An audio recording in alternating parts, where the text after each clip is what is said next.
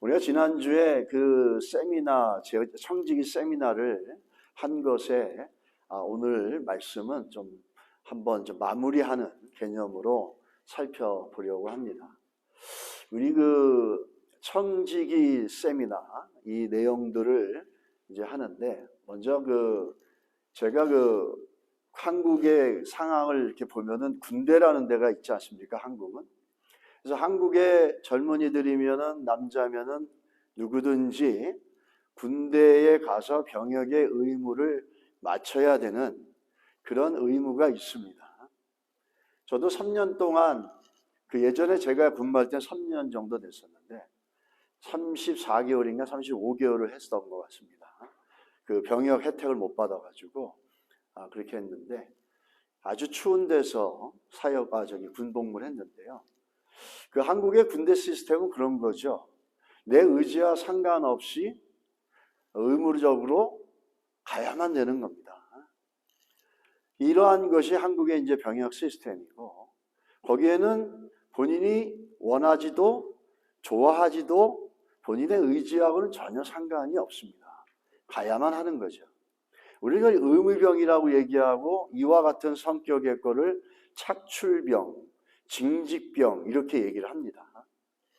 또 반대로 미국은 좀 다르죠. 미국은 군에 가는데 이게 개인의 결정을 통해서 발렌티어로 그 자원에서 군에 입대하고 복무를 하는 시스템입니다.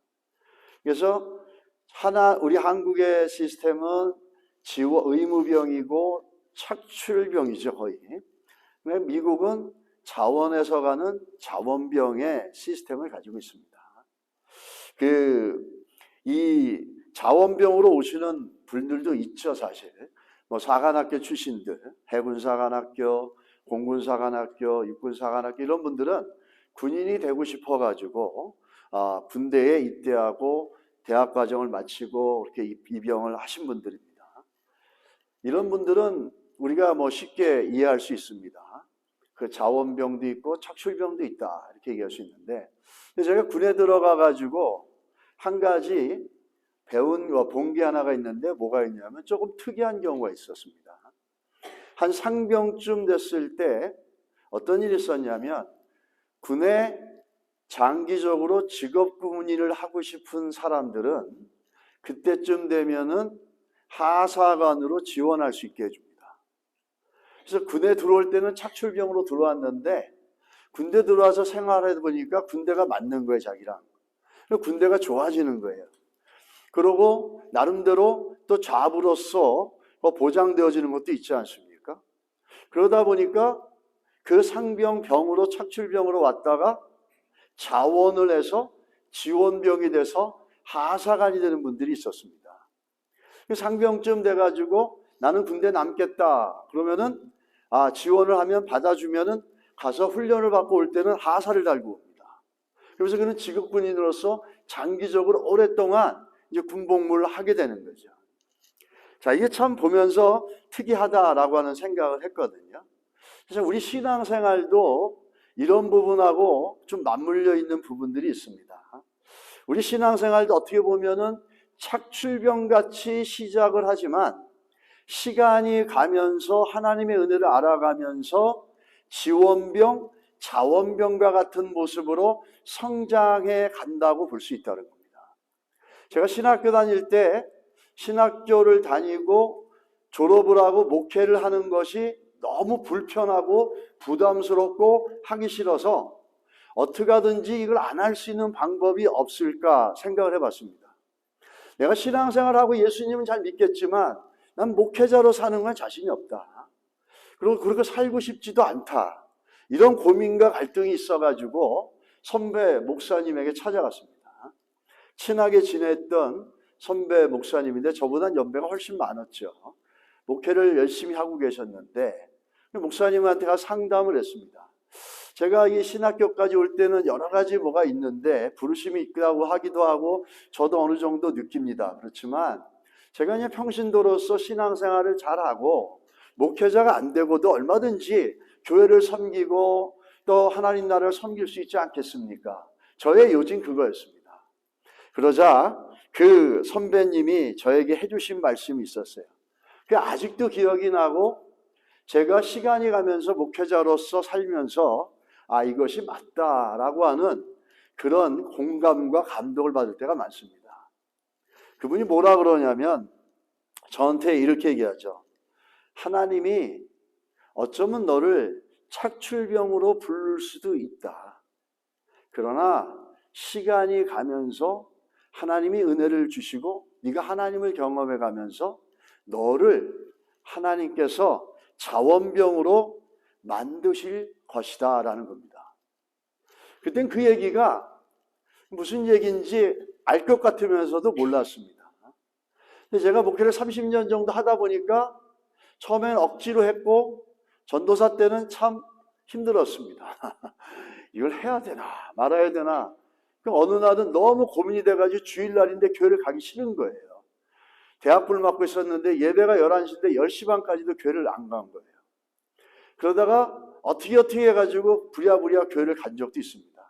부끄러운 얘기죠. 어떻게 하면 좀 안 할 수 없을까 하는 생각을 참 많이 했었어요. 그런데 여러 가지 사건과 사고를 경험해 가면서 그 가운데 하나님의 은혜와 하나님의 그 살아계심의 놀라운 손길들을 제가 알아가면서 그 강팍했던 마음들이 서서히 녹아져 가면서 어느 순간인가 자원병이 되어져 있고 스스로 헌신하고 스스로 기뻐하면서 주님이 주신 그 일을 작든 크든 해나가는 제 모습을 발견하면서 저는 그 모습이 뭐라고 얘기하냐면 이거는 내가 아니다. 이거는 하나님이 하셨다라고 할 수밖에 없는 경험들을 하게 되어졌습니다. 우리 신앙생활에도 보면은 오늘 그 말씀드린 것처럼 두 종류의 섬김이 있고 두 종류의 신분이 있다라고 얘기할 수가 있습니다. 두 종류의 섬김과 직분은 하나는 종이고 하나는 청직입니다. 하나님을 섬기고 주인을 섬기는데 한 사람은 종이고 한 사람은 청직이라는 거예요. 우리가 청직의 특징들은 이런 특징들이 있습니다. 구약에 보게 되면은 청지기가 주인의 재산을 관리하는데 주인의 재산을 관리하기까지는 뭐가 전제돼야 되냐면 주인이 그 하인을 종을 신뢰해 줘야 됩니다. 그 신뢰의 바탕은 뭐냐면 이 사람이 종에서 청지기가 되더라도 내 뜻을 따라서 내 재산과 사람들을 관리할 것이다라는 신뢰감을 주인이 얻을 때 그에게 집사장이라든지 청직의 직분을 줍니다. 우리가 대표적으로 잘 아는 사람 중에서 요셉이 있죠. 요셉은 처음에 보디발 집에 팔려갈 때 뭘로 팔려갔습니까? 종으로 팔려갔습니다. 종으로 팔려갔는데 주인의 신뢰를 얻고 무엇이 되었습니까? 집사장, 다른 말로 말하면 청지기가 되었다라는 겁니다.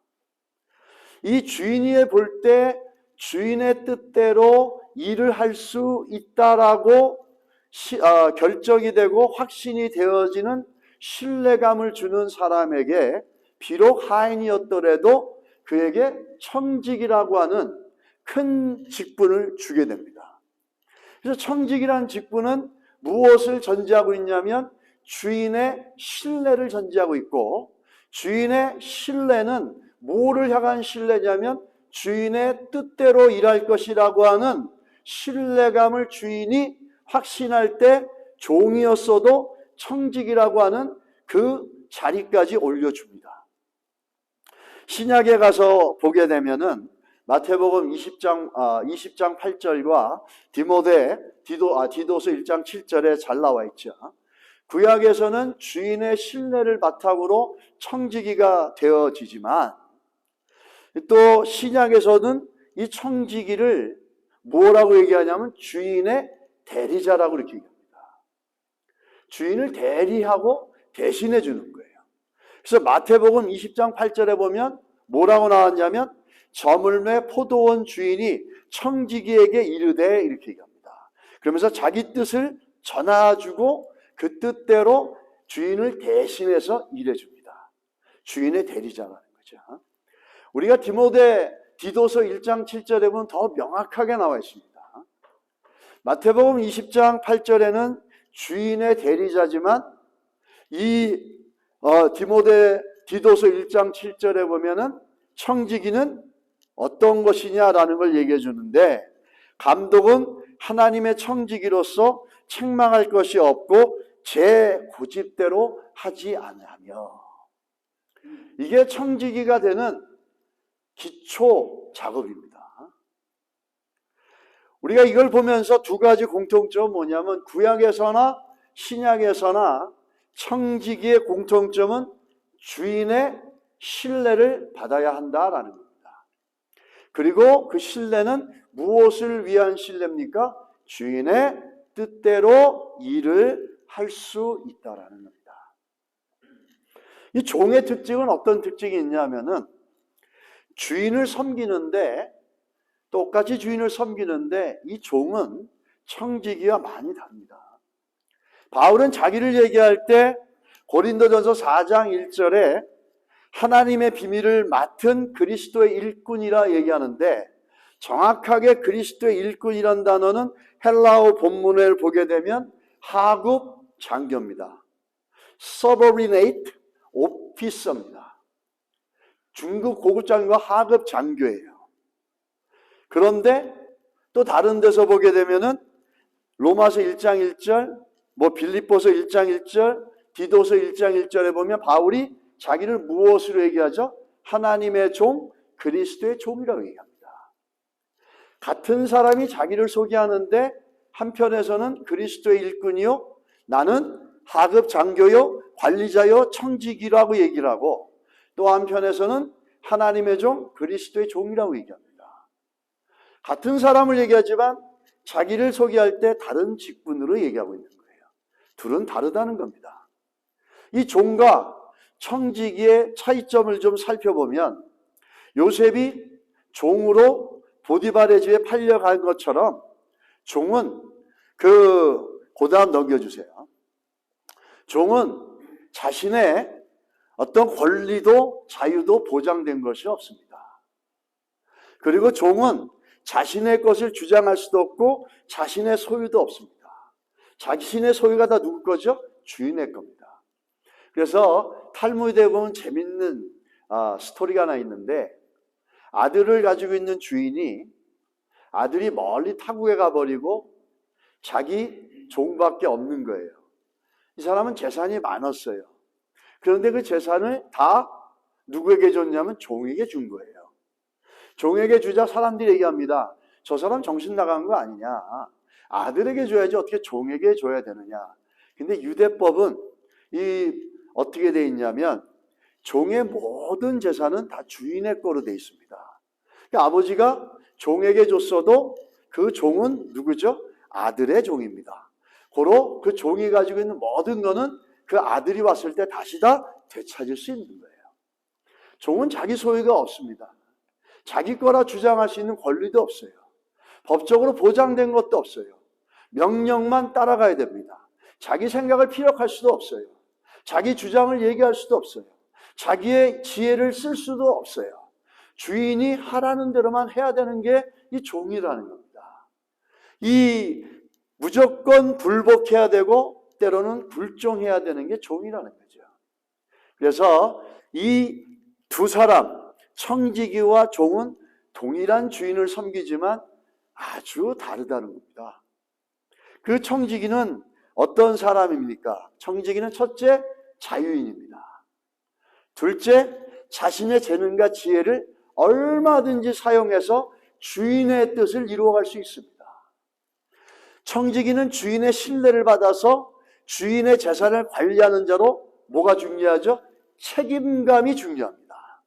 책임감은 강압적으로 요구하는 게 아니라 스스로 나에게 주신 신뢰에 맞게끔 책임감 있게 행동하려고 하는 자원하는 마음, 성숙한 마음에서 나옵니다. 그리고 청지기는 지혜가 있어야 됩니다. 무슨 지혜죠? 주인의 뜻을 분별해서 행할 수 있는 지혜가 있어야 되는 거예요. 그리고 또 한 가지는 청지기는 심판날이 있습니다.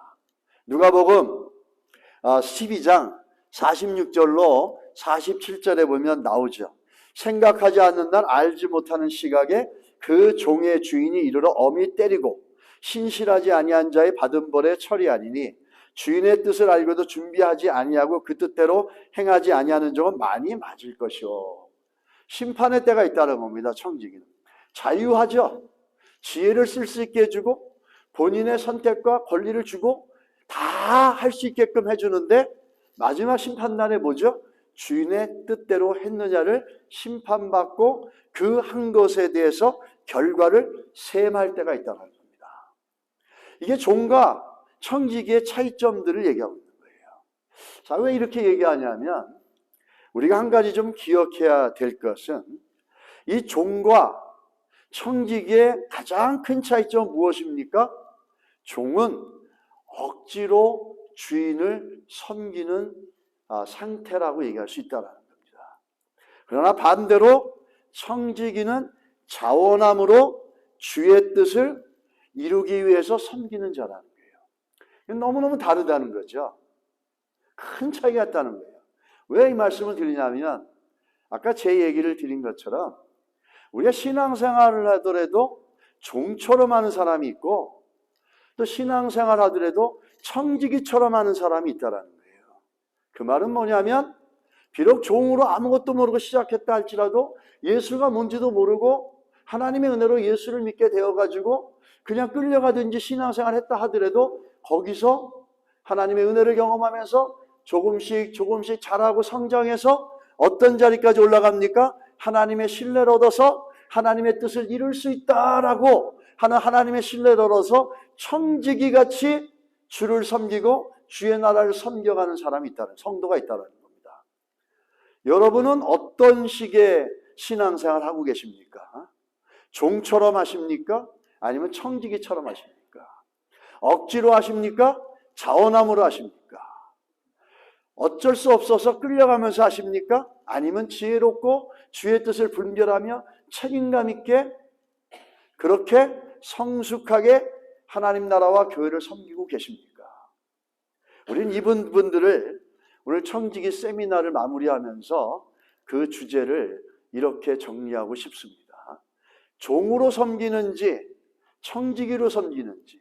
만약에 종같이 억지로 섬기고 있고 억지로 시행한다면 우리는 성장해야 될 줄 믿습니다. 우리가 만약 청지기같이 주의 나라를 섬기고 있다면 우리는 좀 더 지혜롭게 주의 뜻을 잘 분별해서 책임감 있게 교회를 섬기고 하나님 나라를 섬겨가야 될 줄 믿습니다. 할렐루야. 이럴 때는 아멘을 하셔도 됩니다. 이게 핀트가 잘 안 맞는데 이럴 때는 아멘 하세요.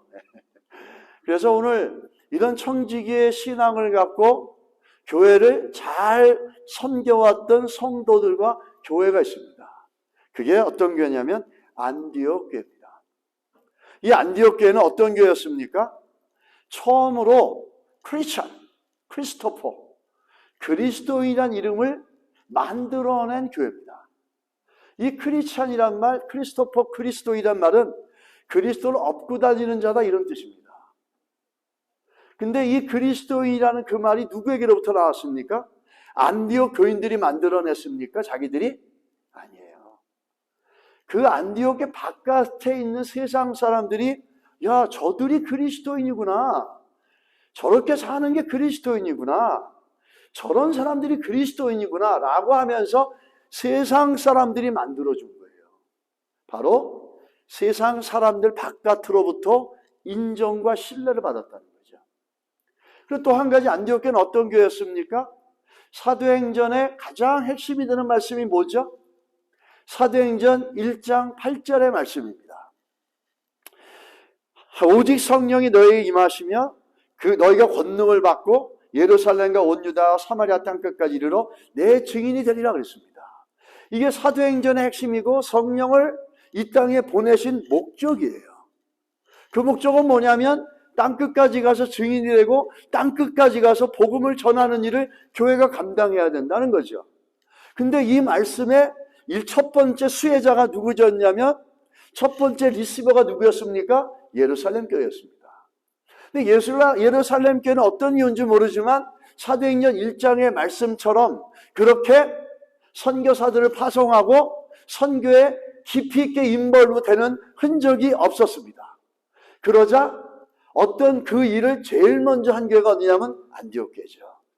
안디옥교회가 성령의 감동을 받아서 그 교회의 가장 유수한 사람, 가장 브릴리언한 사람, 가장 뛰어난 사람, 그게 바나바와 바울이었죠. 이 두 사람을 성령이 따로 세워서 그들을 선교지로 최초로 보냅니다. 다시 말하면 바깥으로는 사람들로 인정을 받고 신뢰를 받고 안으로는 하나님의 신뢰와 하나님의 인정을 받아서 처음으로 사도행전 1장의 8절 하나님의 뜻과 계획을 성취하려고 이루려고 순종한 교회였다는 겁니다. 그런 맥락에서 안디옥 교회는 우리에게 청지기적인 교회의 좋은 마들이 된다는 겁니다. 이 교회를 살펴보시게 되면은 세 가지를 우리는 이 안디옥 교회에서 볼 수 있습니다. 첫 번째는 청지기적 믿음이에요. 청지기적 믿음. 영어로 보면 stewardship faith이라는데 뭐 이렇게 정확하게 전달이 될지 모르겠지만 청지기적 믿음인데 우리가 읽었던 27절하고 그 다음에 29절 사이에 나오는 내용이죠. 어떤 내용이냐면 안디옥 교회를 얘기하는데 여기서 아가보라고 하는 선지자가 나타납니다. 그러면서 아가보가 뭘 예언을 했냐면 뭘 프로페사이징을 했냐면 큰 흉년이 온다는 거예요. 빅 패민이 온다는 거예요. 근데 그렇게 예언을 했는데 그게 로마 왕 중에 글라디오라는 왕이 있었는데 그 왕 때 그 흉년이 진짜 왔어요. 예언대로 맞아떨어진 겁니다. 그런데 이 아가보가 훌쩍 지나서 사도행전 21장에 가면 또 등장하기 시작합니다. 사도행전 21장에는 어떤 상황이냐면 바울이 3차 선교 여행을 마치고 그리고서 지금 어디로 가려고 그러면 예루살렘을 가려고 하는데 그때 어디 가서 머물게 되냐면 가이사라에 도착한 다음에 전도자 빌립이라는 사람 집에 가서 머물게 됩니다. 그럴 때 누가 나타나냐면 이 아가보라고 하는 선지자가 또 나타나는 거죠. 이 아가보가 나타나서 했던 선지자가 했던 예언이 뭔지 아십니까? 이런 예언이었던 거예요. 사도행전 21장 13절로 14절에 보면 이렇게 얘기합니다. 바울이 대답하되 눈물로 그 사람들에게 먼저 예루살렘으로 가지 말라는 거예요. 여러 가지 것들로 보여주면서 예언을 하는데 당신은 예루살렘으로 가면은 그 감옥으로 잡혀갈 것이고 참 많은 고난과 어려움을 겪을 것입니다. 이거를 예언해 준 거예요. 그러면서 가지 말라고 모두가 눈물로 이 바울을 갖다 붙잡고 가지 말라고 만류를 합니다. 그럴 때 바울이 대답하는 게 나오죠. 그 예언이 중요한 게 아니라 그 예언이 아주 위대한 예언자가 예언을 했음에도 불구하고 그 예언에 대한 바울의 반응이 중요한 거예요. 바울이 반응한 게 사도행전 21장 13절에서 14절입니다. 바울이 대답하되 여러분이 어찌하여 물어 내 마음을 상하게 하느냐. 나는 주 예수의 이름을 위하여 결박당할 뿐 아니라 예루살렘에서 죽을 것도 각오하였노라 하니 그가 권함을 받지 아니하므로 우리가 주의 뜻대로 이루어지다고 그쳤노라. 이 얘기가 우리에게 주는 고민이 뭔지 아십니까? 아가보는 위대한 예언자라는 거예요. 이미 아가보가 놀라운 예언을 했는데 그 예언이 글라우디아 왕 때 이루어졌다라는 거예요. 그런 위대한 예언자가 바울에게 뭐라고 그러냐면 당신 예루살렘에 가면 이렇게 되고 저렇게 돼서 감옥에 잡혀가서 죽습니다. 수많은 고난과 역경을 겪을 겁니다. 가지 말아주세요. 이렇게 얘기한 겁니다. 이렇게 위대하고 아주 요즘 말로 하면 영험한 선지자가 예언을 해줬는데 분명히 이루어진다는 거죠. 분명히 이루어진다는 거예요, 이거는. 그런데도 불구하고 바울이 어떻게 하죠? 그 예언을 들음에도 불구하고 자기는 가겠다 이렇게 얘기하는 겁니다. 그러면서 마지막에 뭐라고 고백하죠? 주의 뜻이 이루어지리라 이렇게 얘기합니다. 청지기적인 신앙이 어떤지를 우리는 여기서 볼 수 있다는 거예요. 여러분 한번 생각해 보세요. 제가 그 멀리 가는데 아프리카를 선교사로 가기로 했어요. 근데 어떤 분이 기도 많이 하시는 분이 와가지고 목사님 가지 마세요. 아프리카 가면은 큰일 납니다. 제가 옛날에도 이런 예언을 해가지고 맞췄습니다.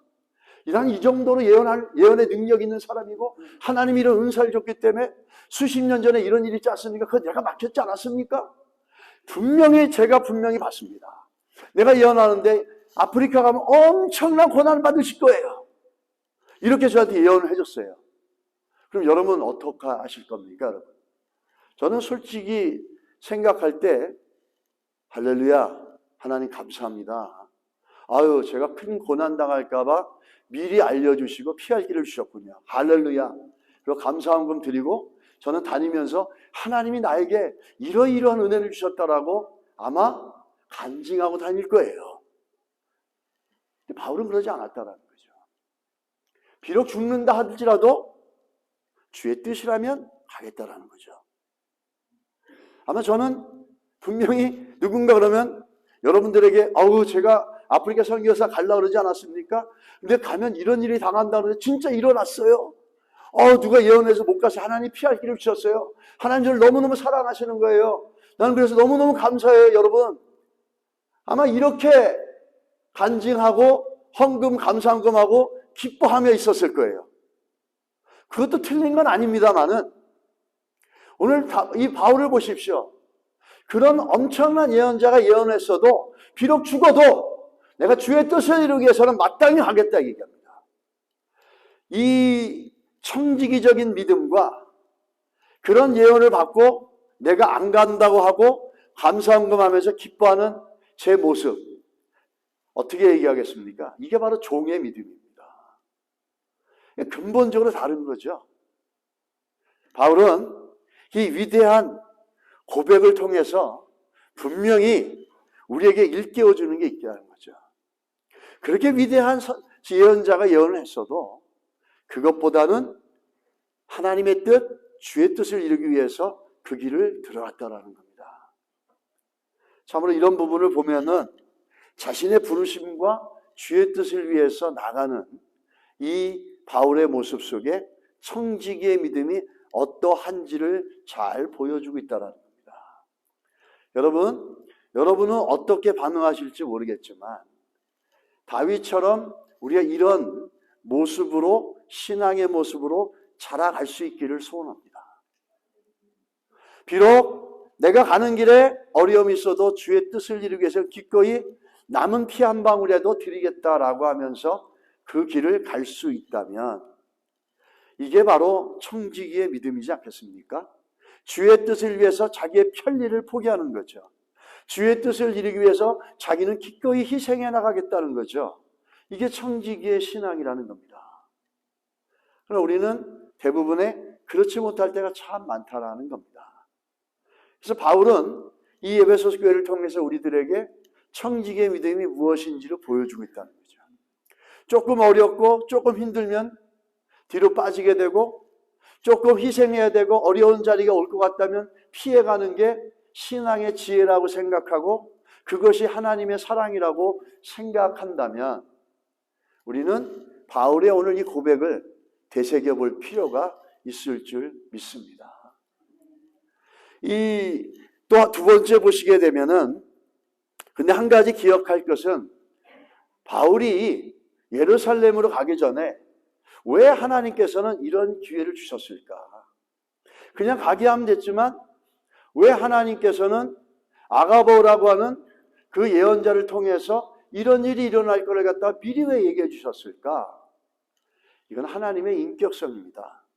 하나님 우리가 억지로 하고 눈먼 맹인처럼 질질질 끌려다니길 원하지 않으세요. 하나님 우리에게 기회를 주는 겁니다. 바울아, 네가 예루살렘에 가면 이런 핍박과 고난이 따르는데 그러나 이 길이 나의 뜻을 위해서 가는 길이라면 그래도 갈 수 있겠니? 물어보시는 거예요. 그럴 때 청지기의 신앙을 가진 사람은 어떻게 하겠죠? 바울처럼 제가 주의 뜻을 이루기 위해서 기꺼이 가겠습니다. 하나님 한번 기회를 주시죠. 하나님의 인격성과 하나님이 우리에게 어떤 일을 맡길 때 다시 한번 기회를 줘서 우리가 인격적으로 신뢰하고 반응해 나가는 것을 하나님 원하시는 거지, 종처럼 질질질 끌려다니는 사람들에게 주의 뜻을 맡기지 않는다는 겁니다. 우리는 하나님의 신뢰를 얻을 수 있어야 될 줄 믿습니다. 사람들 신뢰 받으려고 그렇게 하지 마십시오. 그 신뢰 받아서 뭐하고 잠깐 위로받아서 뭐 하겠습니까? 정말 하나님이 신뢰해서 이런 일을 맡길 때 이렇게 힘든 일이 있는데 그래도 가겠니? 이 정도의 신뢰를 하나님 앞에 받는다면 우리가 예수를 섬겨가면서 희생해야 되고 수고해야 될 모든 것들 속에 오히려 우리는 감사와 찬양을 올려드릴 수 있을 줄 믿습니다. 두 번째는 청지기적 봉사입니다. 29절에 보게 되면 제자들이 각각 그 힘대로 유대에 사는 형제들에게 부조를 보내기로 작정하고 이렇게 얘기합니다. 아까도 얘기했지만 안디옥 교회가 지금 대흉년으로 인해 가지고 예루살렘이라고 하는 그 예루살렘에 있는 많은 사람들, 예루살렘 교회가 막대한 피해를 입고 있는 거예요. 그래서 예루살렘으로부터 무려 한 480km가 떨어져 있지만은 안디옥의 성도들은 예루살렘에 있는 교회와 그 성도들을 힘이 닿는 대로 부주금, 릴리프 펀드입니다. 구제 헌금을 보내려고 지금 그러고 있다라는 겁니다. 그들은 이 사실을 아는 즉시 예루살렘 형제들에게 힘이 닿는 대로, 자기들의 능력 닿는 대로 최대한으로 헌금을 모아가지고 그들에게 전하려고 하는 거예요. 그런데 재밌는 건 뭔지 아십니까? 부주라는 말로 썼잖아요. 여기는 이건 돈을 얘기하는 거죠. 근데 이 부주라고 하는 이 번역된 이 단어는 헬라어 원문에 보게 되면 뭐라고 얘기하냐면 디아코니아라고 얘기합니다. 디아코니아라는 말은 무슨 뜻이냐면 봉사라고 하는 말이에요. 섬김이라는 말이에요. 또 이와 똑같은 내용이 있는데 사도행전 12장 25절이에요. 거기에는 안디옥 크리스찬들의 부주금을 바나바와 바울이 예루살렘께 전하고 내려올 때 또다시 그들의 헌금에 대해서 뭐라고 얘기하냐면 바나바와 사울이 부조의 일을 마치고 마가라 하는 요한을 데리고 예루살렘에서 돌아오니라. 한국 성경에는 부주라고 그러고 영어 성경에는 어떤 데는 미션이라고 미니스트리라고 얘기하는데 헬라어 성경은 뭐라고 얘기하냐면 디아코니아라고 얘기합니다. 봉사라고 얘기하는 거예요. 돈을 봉사라고 얘기하는 겁니다. 헌금을 갖다 주는 걸 봉사라고 얘기하는 거예요. 여기서 성경이 뭘 얘기해 주고 있냐면은 이 안디옥 교회 성도들이 돈에 대해서 어떤 이해를 가지고 있느냐라는 것들을 보여주고 있는 거죠. 안디옥 교회 성도들은 돈을 부의 척도로서 축적의 대상으로서 자기의 즐거움과 유익을 누리기 위한 도구로서 돈을 생각한 것이 아니라 돈은 하나님의 나라와 하나님의 영광을 위해서 섬김과 봉사를 위해 쓰는 도구다라고 얘기하는 겁니다.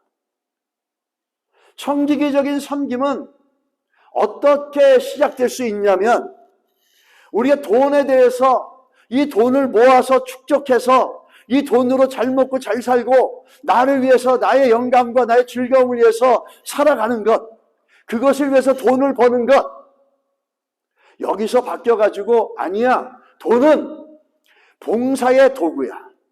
하나님의 나라와 그 의와 뜻을 이루고 그것을 섬기기 위해서 이 돈을 얻어가는 것이야. 벌어가는 것이야. 이것이 바뀌지 않는 이상은 우리는 청지기적인 신앙으로 섬겨갈 수가 없습니다. 세상 사람들은 다 어떻게 얘기하죠? 돈은 봉사, 섬김의 도구가 아니라 나의 유익과 부의 척도와 그것을 축적해서 나를 즐겁게 하고 나를 위해 쓰기 위한 그 도구로 돈을 생각하죠. 여러분 그렇게 생각하고 있을 거예요. 괜찮습니다. 그러나 성경은 아니에요. 성경적이진 않습니다. 그런 생각을 갖고 우리가 물질을 생각하면 절대로 청지기적인 신앙의 자리에는 쓸 수가 없다라는 겁니다. 맨날 질질 돈에 끌려다니죠. 돈 때문에 웃고 돈 때문에 울고 은행의 밸런스 그 깊이의 크기에 따라서 기쁨이 올랐다가 내렸다 하는 거예요.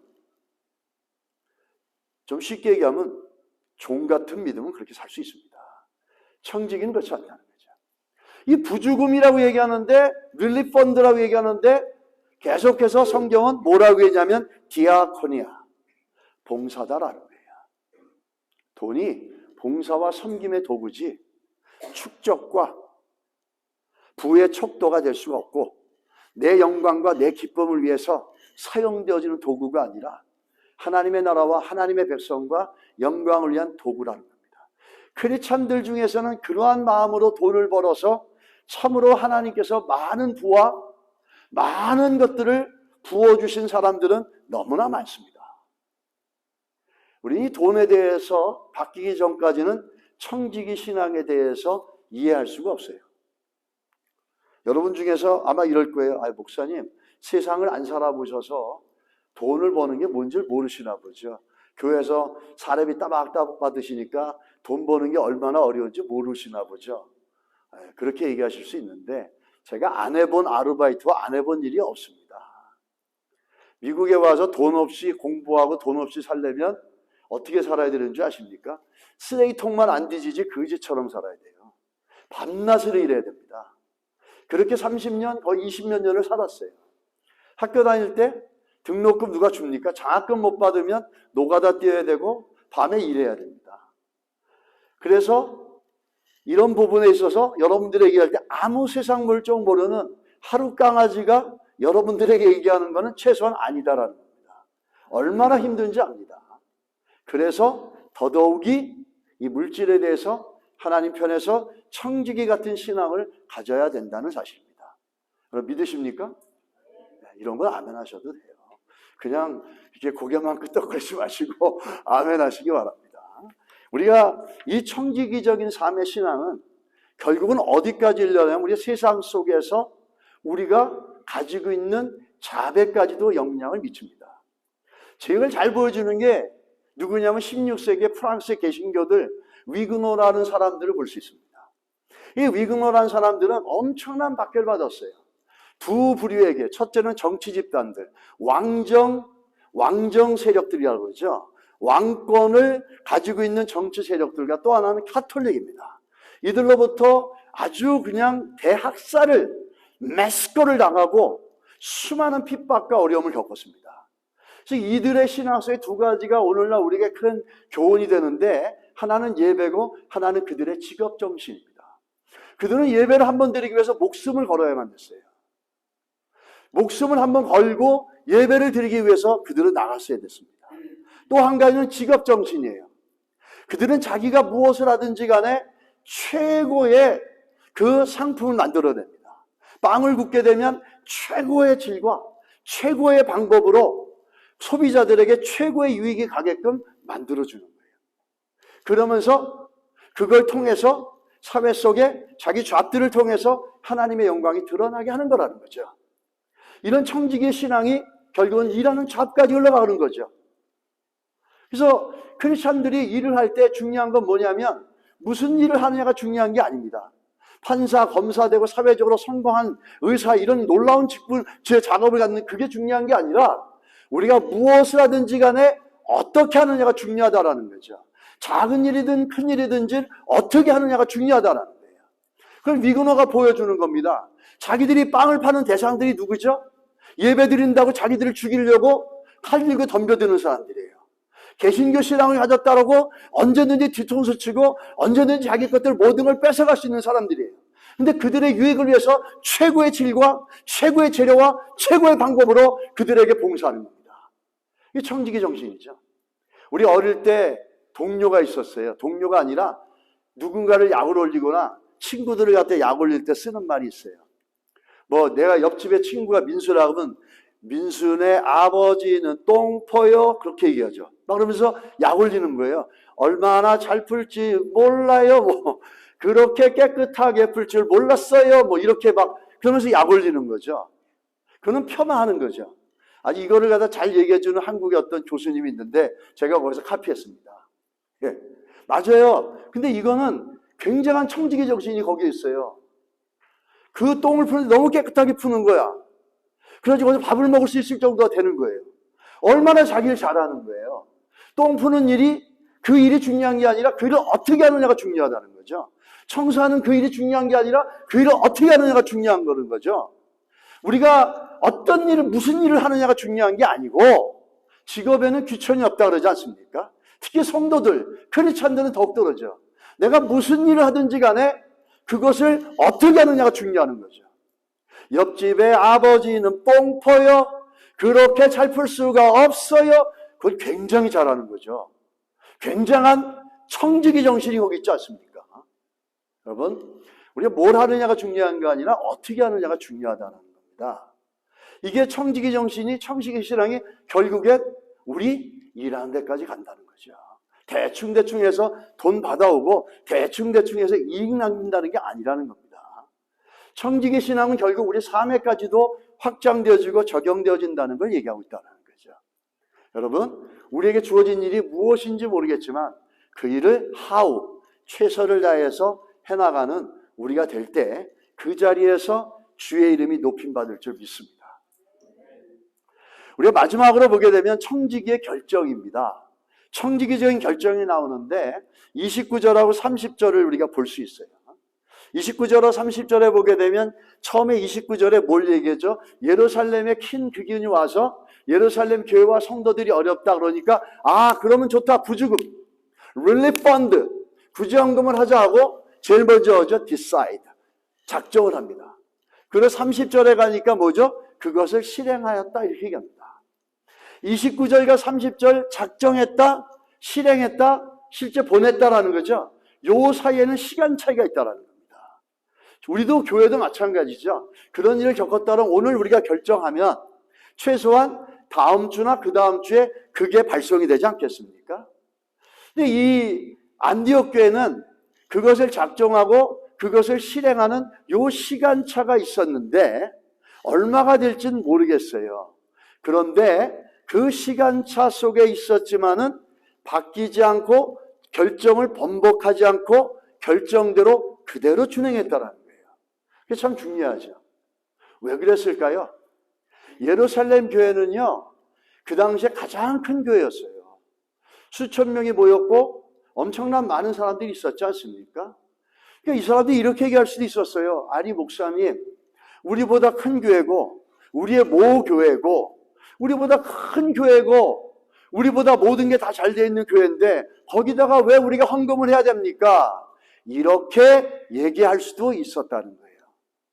그런데 안디옥 교회와 성도들은 그렇게 하지 않았다는 겁니다. 이 참 중요하죠. 이 결심을 하고 실행을 하는데 바뀌지 않았어요. 그것도 자기들보다 더 나은 조건이 있다라고 얘기하고 더 큰 교회인데도 불구하고 그 의견과 결정을 번복하지 않았습니다. 이 안디옥 교회 성도들의 관심은 교회 크냐 작으냐 많냐 적냐가 아니라 뭐죠? 예수 그리스도의 성도들, 그들과 또 예수 그리스도의 몸된 교회만 그들은 초점을 맞춘 겁니다. 우리도 누군가를 돕고 어느 교회를 섬길 때 그 교회는 돈이 얼마 있고 이것이 중요한 게 아니라 그들이 누구냐, 그 교회가 무엇이냐가 우리에게 먼저 이해되어지고 신뢰되어질 때 우리는 어떤 계획을 만들었고 대상이 어떠하다 할지라도 또 우리가 가지고 있는 게 어떠하다 할지라도 계획한 것을 그대로 이루어갈 수가 있습니다. 저들은 하나님의 자녀고 저 교회는 예수 그리스도의 몸된 교회고 우리가 그것을 향해서 우리의 헌신된 마음을 드리고 우리의 사랑을 표출시켜 나가야 된다는 것이 그리스도인들의 책임이고 그리스도인들의 의무라는 것을 이 안디옥 교인들은 철저하게 신뢰하고 있었다는 거예요. 할렐루야. 우리는 좀 이렇게 결이 다른 신앙을 좀 가졌으면 좋겠습니다. 좀 한 단계 높은 신앙이 됐으면 좋겠어요. 종처럼 억지로 하니까 하고 끌려가니까 끌려가고 환경이 그러니까 끌려가는 그런 신앙이 아니라 정말 청지기 같이 이렇게 신뢰하면서 책임감 있게 잘 분별하면서 좀 풍성하고 여유 있게 기꺼이 드려지는 이런 신앙의 모습들, 하나님이 이 시대에 너무너무나 보시기 원하는 신앙인 줄 믿습니다. 이렇게 결정하는데 마지막 결론적으로 어떻게 해야 우리가 이 청지기 같은 신앙을 갖고 살 수 있냐라는 거죠. 어떻게 해야 안디옥 교회들처럼, 교인들처럼 성숙하고 자원함으로 청지기적인 신앙을 가질 수 있냐라는 거죠. Answer is so simple. 대답은 아주 간단합니다. 하나님을 만나야 생깁니다. 하나님을 만나야 됩니다. 하나님을 인격적으로 만나야 돼요. 하나님의 선하심과 신실하심을 그냥 이론적으로만 아니라 삶의 문제 속에서 그 깊이 있게 하나님이 일하시고 역사하시는 하나님의 일하심과 하나님의 신실함들을 만나갈 때 우리는 청지기 같은 신앙으로 자라갈 수밖에 없습니다. 제가 한 분을 소개하고 마치겠습니다. 이분은, 여기서 보이는 이분은 이서구 목사님이십니다. 하반신이 마비가 된 장애인이시고, 이분의 인생은 한때 불행히 꼬리에 꼬리를 물어올고 다니는 처참한 인생이었다고 합니다. 그러나 하나님을 만나고 나서 인생이 완전히 바뀐 거죠. 지금은 포천 임마누엘 집의 원장이시고 부활교회 하늘소망교회 담임이시고 우리 홈레스하고 그 다음에 장애자들 사역을 하시는 목사님이십니다. 이분은 태어난 집안은 미신을 아주 철저하게 믿었던 집안이고 너무너무나 가난했었다고 합니다. 그래서 형제가 3명이 5살 이전에 죽고 또 결혼한 여동생은 100일 된 딸을 남겨둔 채 연탄가스에 중독이 돼 그만 죽는 불행이 계속 이어졌다는 거죠.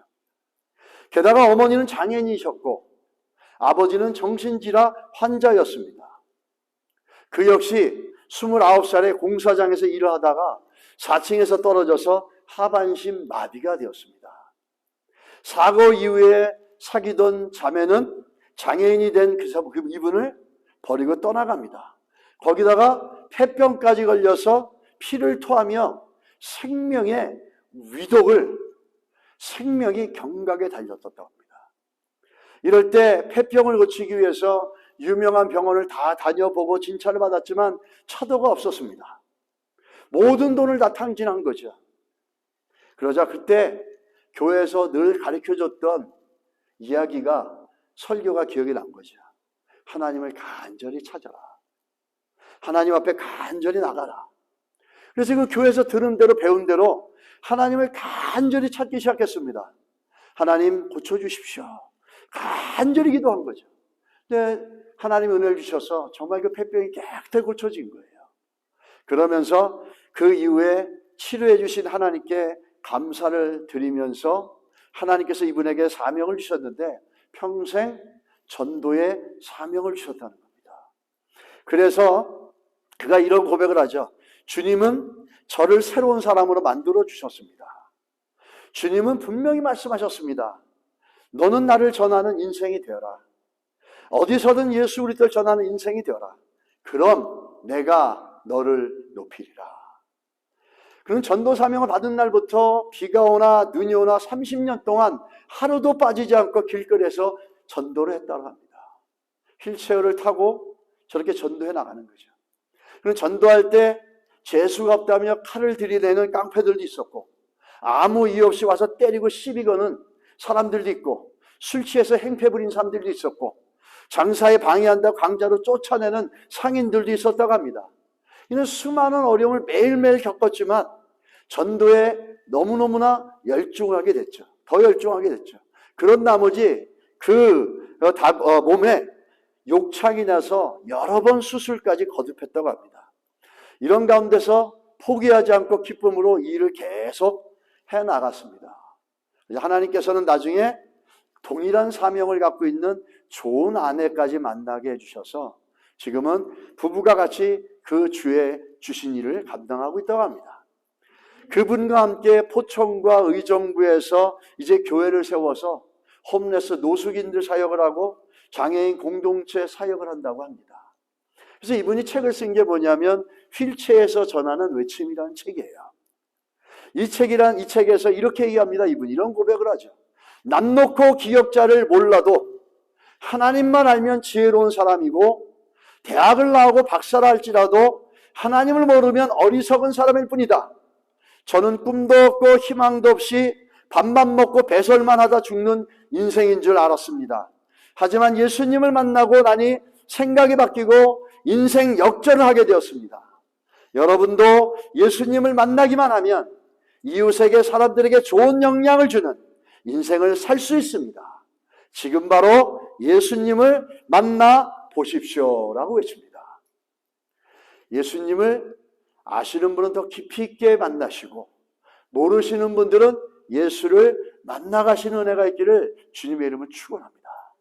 청지기 같은 신앙은 이론으로 만들어내는 게 아니라, 똑똑해서 되는 게 아니라, 신앙을 성경 구절 몇 개 알아서가 아니라 정말 하나님을 인격적으로 만나갈 때 종 같은 신앙에서 청지기 같은 신앙으로 기쁨으로, 희생을 감수하더라도 기쁨으로, 그것이 특권인 줄 알고 기쁨으로 섬겨 나갈 수 있을 줄 믿습니다. 이런 은혜가 우리 가운데 부어주시기를 예수 이름으로 축원합니다.